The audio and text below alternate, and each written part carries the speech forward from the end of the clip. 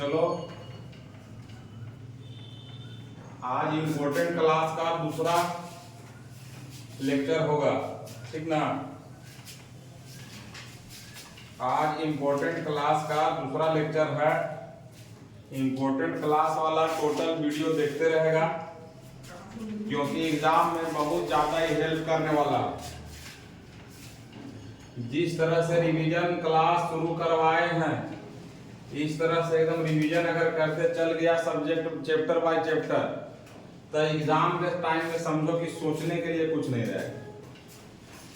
जो एग्जाम को लेकर के हड़बड़ी रहता है, टेंशन रहता है, ठीक ना, कोई टेंशन एग्जाम के समय में एकदम नहीं रहेगा आपको, ठीक ना। एकदम चतुर जैसा एग्जाम में सबको डिस्टर्ब करते रहेगा तुम लोग। 3 इडियट देखा कि नहीं देखा? चतुर महालिंगम रहता है ना, उसमें क्या करता है एग्जाम के टाइम में किताब भेजता है सबको। जोन किताब बाद में पढ़ना, संजीत। हाँ सर। कौन किताब भेजता है? हम नहीं देखे।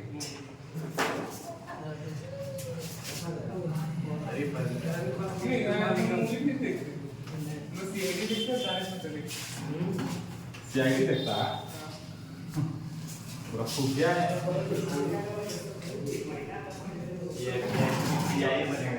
हाँ? सोना चोरी करना 1 किलो महंगा। तो ध्यान दो इधर।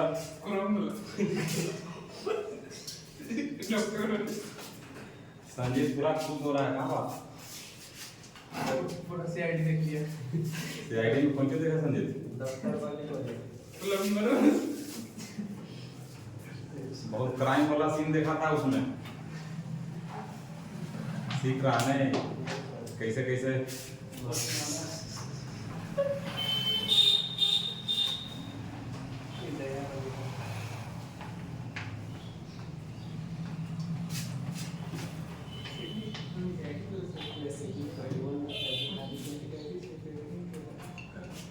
तो चलो देखो, जिस तरह से तैयारी तुम लोग कर रहा है अपने अपने हिसाब से करते रहो। जोन जी पढ़ रहा, बहुत लड़का लोग मतलब साइड से नॉन टेक्निकल का तैयारी कर रहा होगा, कोई टेक्निकल का भी साइड से कंपटीशन लेवल का कर रहा होगा, और कोई तो इतना तेज बने लगता है कि मतलब कंपटीशन वाला कोर्स खरीद लेता, और टेक्निकल का 6 सेमेस्टर तुम पढ़ा नहीं है ना, फिर पता चलता है कि उसको दिक्कत होने लगता है। तो कंपटीशन का आप तैयारी करिए, लेकिन कोर्स अभी मत खरीदना किसी का, क्योंकि अभी आपको समझ में नहीं आएगा। कोर्स जनरली 6 सेम के बाद खरीदना उचित रहेगा। बाकी अभी से VK मेहता, RK राजपूत का ऑब्जेक्टिव क्वेश्चन लेकर बनाओ जिसको मन करता है। तो आप जैसे पढ़ रहे हैं वैसे पढ़ते रहिए, लेकिन सब कुछ ठीक तब रहेगा जब सेमेस्टर आपका बढ़िया जाएगा, है ना। कल एगो लड़का मैसेज किया है, तुमको दिखा देंगे मोबाइल में, कि सर 4th ईयर डिप्लोमा वाला भी RRB JEE भर सकता है कि नहीं। तो दिमाग मेरा चौंक ले लिया, है ना। कह रहे यार 4th ईयर, हम तो 3 साल का डिप्लोमा पढ़ा रहे हैं। तब फिर हम बोले कि यार 4 साल का डिप्लोमा कहाँ, कौन कॉलेज में है, इसी धरती पर है कि कहीं और है। तो बोला कि सर बैक वाला को 4 साल हो जाता है। बैक वाला के 4 साल हो जाता है, बात सही है। तो सोच के देखो, मान लो तुम अलग अलग चीज पढ़ाई कर रहा, लेकिन संजोग से अगर कोई पेपर में बैक लग गया तो फिर उसको क्लियर करने में हालत खराब हो जाएगा कि नहीं हो जाएगा। इसलिए अगर जिस चीज को आप जिस समय पढ़ रहे हैं उसको उसी समय एकदम क्लियर करते चलो, और उसी समय उसको एकदम सीखते चलो, है ना। नहीं तो 4 साल का डिप्लोमा की जगह पर 5 साल 6 साल का भी होता है। है ना, एकदम रहवे करेंगे, एक दो को मिलते रहता। इसलिए हम रिक्वेस्ट करेंगे कि अब एकदम जागृत हो जाना। 2 महीना 3 महीना पहले कोर्स एकदम सब कुछ दिया हुआ था, सब देख लिया है, बहुत अच्छा। नहीं भी देखा है तो एक तरफ से देखते रहिए, लेकिन इसको एक तरफ से जरूर करते चलिए। जितना कम से कम करा रहे हैं, मान लो एकदम इच्छा नहीं कर रहा पढ़ेंगे, तो कम से कम कान में लगा के सुन लो, है ना। देखे के मन नहीं कर रहा सुन लो, कुछ तो करो। अब एकदम कोई होता है कि सर हमको कुछ कर ही के मन नहीं करता, हमको पेपर लीक करवाने का मन कर रहा है ना। तब फिर पेपर लीक करवाने के लिए 4000 3000 2000 इस तरह से लास्ट में जुगाड़ करेगा। है ना। तो वहां पर भी तो क्वेश्चन में याद नहीं करना पड़ेगा तुमको। तो अभी से थोड़ा थोड़ा अगर मान लो पढ़ित रहेगा तो वो 4000 बचेगा ना, बचेगा कि नहीं बचेगा। तब बोलेगा क्या बचा के हम आपको दे दें, हम ट्यूशन नहीं पढ़े। ना मन में सोचता है, बहुत तरह का विचार चलता है कि हम मेहनत भी करें, हम पैसा भी दें। अगर हम पैसा देंगे तो हम मेहनत नहीं करेंगे, मतलब वही लिख करवाएंगे। तो ये सब सही चीज नहीं है ना। नॉलेज के लिए डिटेल में पढ़ना जरूरी है, लेकिन पास होने के लिए दिमाग लगाना भी जरूरी है। तो अभी से इंपॉर्टेंट क्वेश्चन का सीरीज चल रहा है ना। इसको एकदम एक तरफ से देखते जाइए। एग्जाम तक हम पूरा भरोसा दिला रहे हैं कि जिस समय सब लोग दूसरा कोचिंग वाला लाइकन पूरा टेंशन में रहेगा, करे क्या करे ना करे, उस समय तुम लोग एकदम बहुत अच्छा एकदम मेंटली फ्री रहेगा, लोड लगवे नहीं करेगा। बस खाली जैसे जैसे लेके चल रहे हैं उस तरह से चलते रहिए। जैसे अभी मशीन का शुरू किए हैं, वो भी ट्रांसफॉर्मर का किए हैं, और एक मतलब सब्जेक्ट, ऐसा नहीं कि सबको एक साथ लेके जाते। तो जितना जितना बताते चल रहे हैं, जिसको इंपॉर्टेंट बोलते चल रहे हैं, जो मिलते चलेगा उसको एकदम रट जाना। जैसे आज बताएंगे क्वेश्चन, उसको पूरा समझा देंगे, उसको समझ लेना और लिख के प्रैक्टिस अपने से कर लेना। नोट्स तो दिया हुआ है, नोट्स यहाँ लिख के हम नहीं बताएंगे। जो मैथमेटिकल होगा उसको डेराइव कर देंगे, जो न्यूमेरिकल होगा उसको बना देंगे, लेकिन थ्योरी बोलेगा कि पूरा लिख के बताइए, तो थ्योरी यहाँ पे लिख के नहीं बताएंगे, थ्योरी को समझा देंगे। और नोट्स तो दिया हुआ है ना। तो कम से कम इसको एक तरफ से लेके चलिए, बाकी आप जो कर रहे हैं, जैसे पढ़ रहा है सब सही है, कोई दिक्कत नहीं। अभी एग्जाम में लगभग 1 महीना 1.5 महीना टाइम है, उस समय तक सब ढूंढ के कंप्लीट हो जाएगा। एकदम अपना इंपॉर्टेंट क्वेश्चन भी, प्रीवियस ईयर क्वेश्चन भी, जो क्वेश्चन बैंक में क्वेश्चन दिया है, वो सारा क्वेश्चन का एक डिस्कशन भी, ताकि तुमको कहीं से सोचने के लिए कुछ रहवे नहीं करे, ठीक ना। तो चलो पहला क्वेश्चन जो इंपॉर्टेंट वाला था, ये लेक्चर 2 हो जाएगा, आज ध्यान देना। और पहला क्वेश्चन में ए नंबर में क्या था, principle and operation of single phase transformer. एकदम क्वेश्चन को याद कर लेना कि पहला लेक्चर में हम कौन सी बोले थे, रिवीजन वाला में, दूसरा वाला में क्या बोले हैं, तीसरा में क्या बोले हैं, कौन सी पता है, इहो याद कर लेगा तो 40-50 को लेक्चर रहेगा, खत्म हो जाएगा काम। तो पहला है principle and operation of single phase transformer, ठीक है। तो हम लोग को एग्जाम में कैसे लिखना, लड़का लोग को लिखने का भी दिक्कत रहता है। अभी देखो, जस्ट आज है स्मार्ट ग्रिड का एग्जाम, लड़का लोग का 6 सेमेस्टर वाला का स्मार्ट ग्रिड का एग्जाम है, ठीक ना। नोट्स तो इतना आसान लैंग्वेज में हम देते हैं, फिर भी लड़का लोग को लिखने में दिक्कत होता है अगर थोड़ा सा क्वेश्चन घुमा देता है। तब अभी बोला कि सर हम मतलब 16 पेज लिखे हैं कल के एग्जाम में, आज वाला में हम कैसे लिखे। हम बोले कि अपने से सोचने नहीं है, कम से कम जो हम लिखे हैं वो वाला तो कम से कम याद कर लो। तो डिप्लोमा में देखो, लड़का लोग को इंग्लिश का प्रॉब्लम 80% 90% लड़का लोग को इंग्लिश का प्रॉब्लम होता है। उसके लिए आसान लैंग्वेज का नोट बहुत जरूरी है। अगर लैंग्वेज आसान नहीं रहेगा तो हमको लगता है कि 5-6 पेज लेकर नहीं भर पाएगा, क्योंकि सब सब्जेक्ट मैथमेटिकल नहीं ना है। इसलिए अभी से प्रयास करिए कि जो नोट्स दिए हैं उसको याद भी करो, और कोशिश करो कि अपने से धीरे धीरे लिखो, नहीं तो पेज नहीं भरेगा, है ना। और number directly proportional to page भरना, जितना ज्यादा पेज भरल रहेगा उतना ज्यादा नंबर मिलेगा, ये हकीकत है। कोई भी सेमेस्टर एग्जाम में ये थ्योरी होता है। अब फिगर वाला पर तो एकदम टूट पड़ना कि जहां फिगर है वहां हम 1 पेज से कम के फिगर नहीं बनाएंगे, छोटा बनाने का गलती करना भी नहीं, ठीक ना। तो 5-10 पेज तो फिगर से भरे के फेर में रहेंगे, ठीक है। तो चलो प्रिंसिपल एंड ऑपरेशन हम लोग को पढ़ना है आज। प्रिंसिपल एंड ऑपरेशन पहला क्वेश्चन में हम लोग को पढ़ना है, ठीक ना। पहला क्वेश्चन में प्रिंसिपल ऑपरेशन के बारे में देखना, ठीक है। तो ट्रांसफॉर्मर किस सिद्धांत पर काम करता है ना। तो ट्रांसफॉर्मर जो है तुम्हारा म्यूचुअल इंडक्शन पर काम करता है।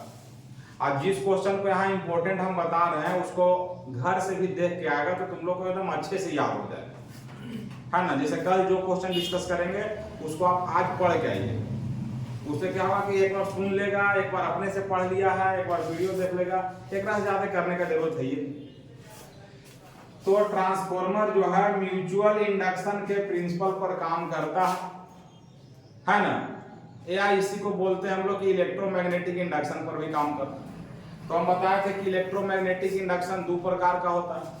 अब इलेक्ट्रोमैग्नेटिक इंडक्शन है क्या ये बताएंगे नहीं अभी, क्योंकि रिवीजन क्लास है, ऑलरेडी बता चुके हैं। जो रेगुलर क्लास है, जो पेड कोर्स है, उसमें बता दिए है ना। तो इलेक्ट्रोमैग्नेटिक इंडक्शन दो तरह का है ना, एक डायनेमिक इंडक्शन है, एक स्टैटिक इंडक्शन है। स्टैटिक में दो प्रकार का है, एक सेल्फ है, एक म्यूचुअल। तो म्यूचुअल इंडक्शन पर ट्रांसफार्मर क्या करता, काम करता। तो अब इसी को लिख देना इंग्लिश में, it works on the principle of mutual induction, या single phase transformer works on the principle of mutual induction, या ऐसे लिख सकता है, we know that single phase transformer works on the principle of mutual induction. जैसे तुमको लिखे के मन है वैसे लिखो, कोशिश करना है कि ऐसा लिखें कि पेजो भरा है और सही सही लिखें, है ना। तो प्रिंसिपल समझ गया। अब हम लोग को ऑपरेशन, देखो ऑपरेशन को ही वर्किंग भी कहा जाता है, ऑपरेशन को ही हम लोग वर्किंग भी कहते हैं। वर्किंग कहे के मतलब कि ट्रांसफार्मर जो है प्राइमरी वाइंडिंग से सेकेंडरी वाइंडिंग में पावर को कैसे भेजता है उसी का वर्णन करिए। Single phase transformer primary winding से सेकेंडरी वाइंडिंग में इलेक्ट्रिकल पावर को कैसे भेजता है, इसको हमको यहाँ पे बताना है। तो ऑपरेशन को बताने के लिए, ठीक है, ऑपरेशन को बताने के लिए, चाहे वर्किंग को बताने के लिए हम लोग को यहाँ पर क्या करना होगा, एक सिंगल फेज ट्रांसफार्मर का फिगर बनाना होगा, है ना। तो नोट्स में भी देखना यही वाला फिगर बना हुआ है कि नहीं। नोट्स में भी देखना यही वाला फिगर बना हुआ है कि नहीं बना हुआ, नोट्स में भी यही वाला फिगर बना हुआ, ठीक ना। तो इधर हम लोग मान लो कि प्राइमरी वाइंडिंग बना दिए, इधर मान लीजिए हम लोग प्राइमरी वाइंडिंग बना दिए, और इधर मान लो हम लोग सेकेंडरी वाइंडिंग बना दिए।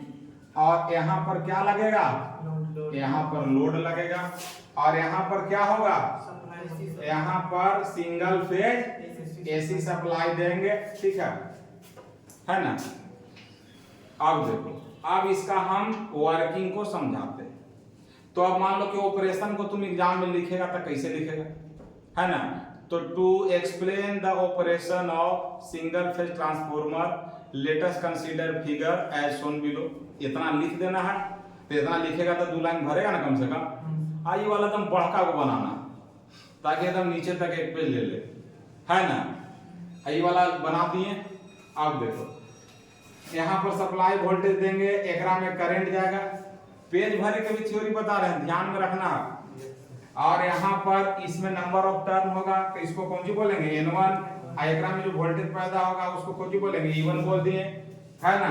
एकरा में जो नंबर ऑफ टर्न होगा एकरा कौन सी बोलेंगे, N2 बोल देंगे। यहाँ जो वोल्टेज पैदा होगा उसको E2 बोलेंगे, ठीक ना। देखो एकरा में करंट तब जाएगा जब एकरा पर लोड लगल रहेगा। अगर लोड ना लगल रहेगा तो ओपन सर्किट रहेगा, और ओपन सर्किट रहेगा तो करंट नहीं जाएगा। तो मान लो कि लोड लगल है ना, मान लिए कि लोड लगल है, तो एकरा में करंट जाएगा, उसको कौन सी कहेंगे, I2 कहेंगे, ठीक ना। और यहाँ जो लोड का वोल्टेज होगा, इस लोड वोल्टेज को क्या कह देंगे, VL कह दो। इस लोड वोल्टेज को VL कह दिए। इस कोर में जो फ्लक्स होगा उसको फाई से रिप्रेजेंट कर दो। अब देखो बड़का को फिगर तो बना दिए। अब नोट्स एग्जाम में वेयर करके लिखना, वेयर V1, इसको V1 बोल दो, इसको I1 बोल दो। V1 बराबर RMS value of supply voltage. V1 RMS value है ना, खाली वोल्टेज मत लिखना, RMS वैल्यू लिखेगा तो थोड़ा भरल भी लगेगा और थोड़ा एक्यूरेट भी लगेगा। ऐसे वोल्टेज भी लिखेगा तो गलत नहीं है, लेकिन RMS वैल्यू लिखेगा तो ज्यादा सही रहेगा। तो V1 बराबर RMS value of supply voltage.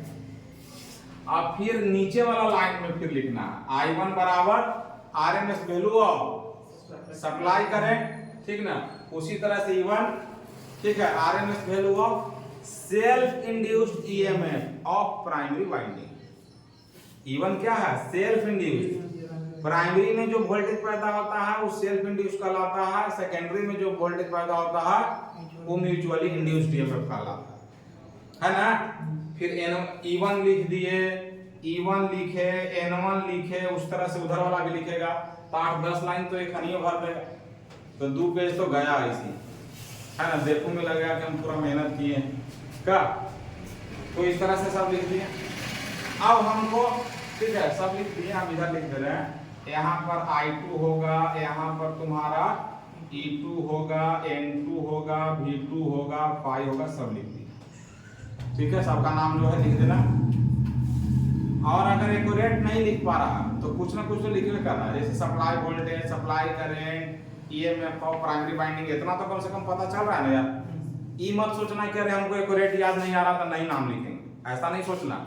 जो उस समय दिमाग में आ रहा है उसको लिख ही देना, क्योंकि लिखल रहेगा तो हो सकता है कि नंबर मिले, न लिखल रहेगा तब तो एकदम नहीं मिलेगा। सादा कॉपी में कुछ पर नंबर देगा, है ना। ऐसा तो नहीं है कि सर हम लिखे हैं लेकिन आपको दिख नहीं रहा है सर ऐसा नहीं ना बोलेगा तुम कि सर हम लिखे हैं लेकिन आपको दिख नहीं रहा। मिस्टर इंडिया वाला लिखावट हम लिखे 4 हजार में दिख रहे तो वो बोलेगा कि नंबर हम दिए हैं लेकिन दिख नहीं रहा तुमको ठीक ना। वो बोलेगा कि नंबर तो हम दिए हैं लेकिन आपको दिख नहीं रहा। तो चलो ये बात समझ गया। अब हम लोग को ऑपरेशन समझाना। ऑपरेशन में जो हम थ्योरी लिखेंगे ओकरा में का लिखेंगे कि हाँ इधर जो सप्लाई वोल्टेज दिए हैं, इस सप्लाई वोल्टेज यहां तक कैसे पहुंचा, आउटपुट पावर तक वो कैसे पहुंचा, इसी चीज का वर्णन हम लोग को करना। तो देखो हम लोग सप्लाई वोल्टेज दिए कि नहीं दिए, सप्लाई वोल्टेज दिए ना। तो इस सप्लाई वोल्टेज से क्या पैदा हुआ, एक एक करके इस सप्लाई वोल्टेज के कारण करंट पैदा हुआ, और करंट क्या है I1, क्योंकि सर्किट कंप्लीट है तो करंट पैदा हो गया। अब इस करंट के कारण एक फ्लक्स पैदा हुआ और उस फ्लक्स को हम फाई बोल रहे हैं, है ना। अब यह फ्लक्स इधर भी जा रहा है, इधर भी जा रहा है, एक क्लोज पाथ में ट्रेवल कर रहा है कोर में। ये ट्रांसफार्मर का कोर है जो फेरोमैग्नेटिक मटेरियल का बना हुआ है, ऐसा बोलने का जरूरत है नहीं, ऑलरेडी जानता। तो ये तुम्हारा हो गया, इसमें फ्लक्स जा रहा है। अब देखो फ्लक्स ई वाला वाइंडिंग इस फ्लक्स को पैदा किया, और इस फ्लक्स के द्वारा ई वाला कॉइल भी फ्लक्स को कट कर रहा है और ई वाला कॉइल कट कर रहा है। तो चूंकि फ्लक्स इसका है लेकिन कट ई कर रहा है, इसलिए कट होने के कारण इसमें एक वोल्टेज पैदा होगा, और वह वोल्टेज म्यूचुअली इंड्यूस्ड ईएमएफ कहलाएगा।